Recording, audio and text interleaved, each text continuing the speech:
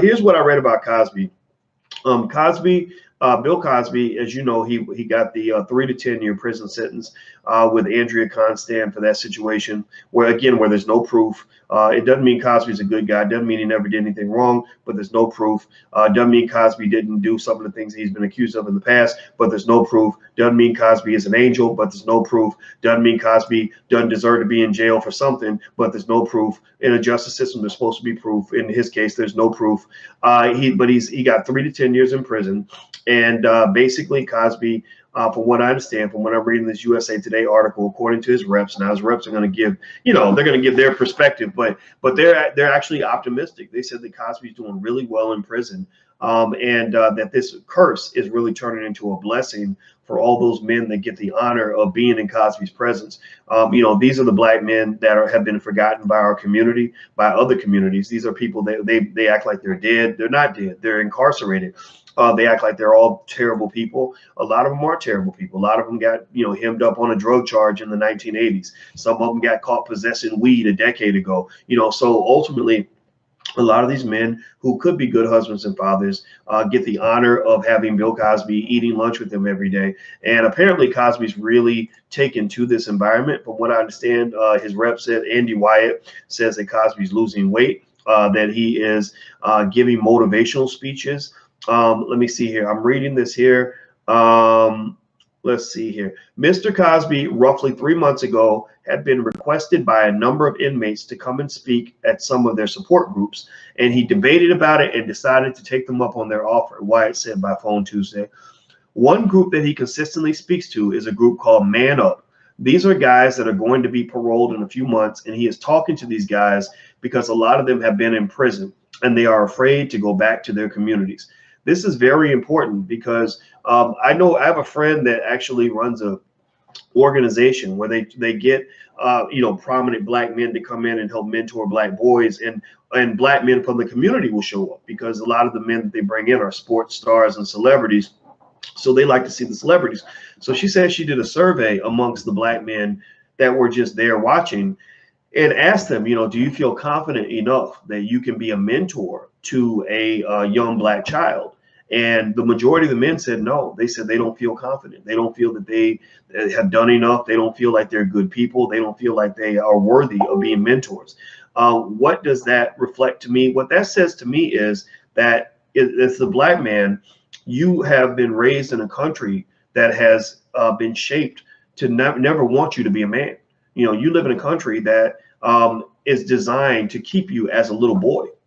You live in a country that is designed to steal your self-esteem, to steal your dignity, to steal your self-worth. You live in a country that labeled you a villain and a bad guy from the time you were born. So the same way people, talk about, they complain about Donald Trump, and what he said about, Mexicans and, and stuff like that, terrible things. I won't even repeat it because it wasn't cool that he said this. Well, they do that to the black man. They've been doing that to the black man for 400 or 500 years. They want to label you as sexual predators when they do that. Because remember, when you see a man as esteemed and as respected as a Bill Cosby go down like that and receive literally one of the worst labels that a human being can receive in this society, that's speaking to all of you. When he went down, a lot of y'all went down. A lot of y'all said, damn, like they took the biggest, strongest black man we could think of, and they tore him down to nothingness. So if he ain't shit, then I must not be shit. So a lot of us, we internalize that. And that's what they did on the plantation. On the plantation, if they wanted to tear down the self-esteem, self-worth, and confidence of every black male on the plantation, they wouldn't go get them all. They would just go get the biggest, strongest one that everybody looked up to and tear him down in front of everybody. And then that tears everyone else down at the same time. So I would just say that a lot of your black men have been torn down. And they've been reduced to nothingness psychologically. And when you are torn down, you start to behave in a way that reflects the way you see yourself. That's why you got black men that will get on a record, make a record for a white-owned music label and talk about each other and talk about ourselves as if we are, rapists and liars and killers and thugs and gangsters and dope dealers and whatever we think we are, right? Idiots, just stupid, proud to be stupid. I'm proud that that I can't spell my mama's name, right? Or you got the Migos, that rap group, the Migos. 20-something-year-old black men did a commercial for Sprite or somebody, I forgot who the hell, Mountain Dew, and they were all riding tricycles. Like, I was like, why are these grown black men weren't riding tricycles? Oh, that's right, because in America they want the black man to be a little boy.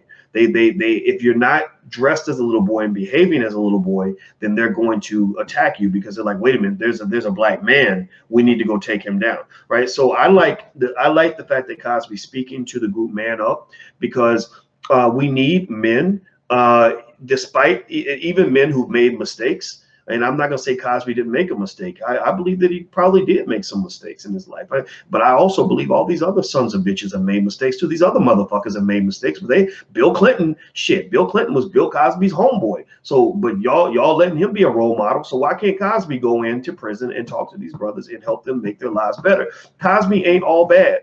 Cosby is not worthless. Cosby is not a dirty piece of shit that deserves no redemption in our society. Cosby is a man who maybe he was imperfect in certain ways. I don't know. I haven't seen the evidence of that. But at the same time, Cosby made some great shows for the black community. He pushed for education in the black community. He wanted black people to have dignity. He wanted us to have good families. He used the platforms he had, Fat Albert and the Cosby Show and A Different World, to elevate his community. So I'm not going to say he's perfect. He might be an imperfect role model, but he's one of the best we got. He's a guy that I love. I love the fact that these guys, I'm going to tell you, the greatest blessing in the world on these men is that Cosby probably would never have spoken to any of them if he had not gone through this situation. So at the end of Cosby's hell comes a heaven for some brother in there who's got a couple kids at home, who needs to man up before he gets out so he can be the best father that he can be. And I'm just so inspired by it. I think it's wonderful. I love it. And what I really hope, my hope right now, is that when Cosby gets out, that he continues to do this, that he builds a whole new career, a whole new brand that focuses specifically on what I know that he loves to do. Cosby loves to motivate black people. He loves to lift us up. And sure, he had to get torn down. Sure, he gave that pound cake speech, which showed a little bit of disconnect from the struggles of a lot of black folks. But I think Cosby's wiser now, and I'm hoping that when he gets out, he will do these motivational speeches all around the world. And I hope black people will support him. I hope that black people will bring their sons and their daughters and their children so they can learn from him.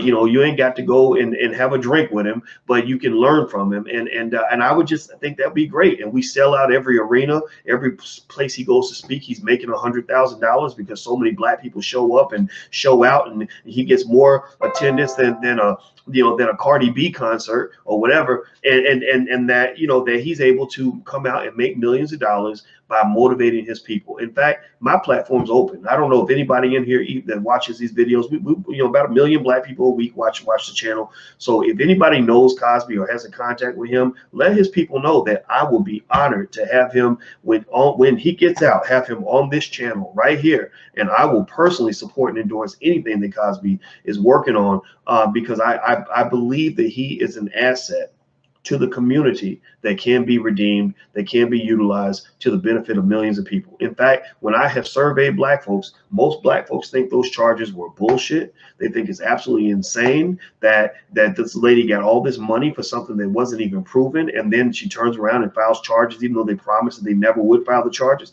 I think that there are lots of people who don't understand how grabbing a white woman's titty can be considered a crime that's worse than murder. He could have murdered 3 black men and got less time than he got for allegedly grabbing that white woman's boob. And I know men who've been touched and grabbed and all this other stuff, that where you can't go and get a white woman sent to prison for 10 years because she touched you inappropriately. I'm not going to say that it's right. I'm not saying any of it's right, but I'm saying that you need proof. And I'm saying that I don't understand. I think that this is an example of overkill. I think this was a lynching. This was a public lynching. That's what it was. And so and I don't think you have to believe Bill Cosby's a good guy to see that.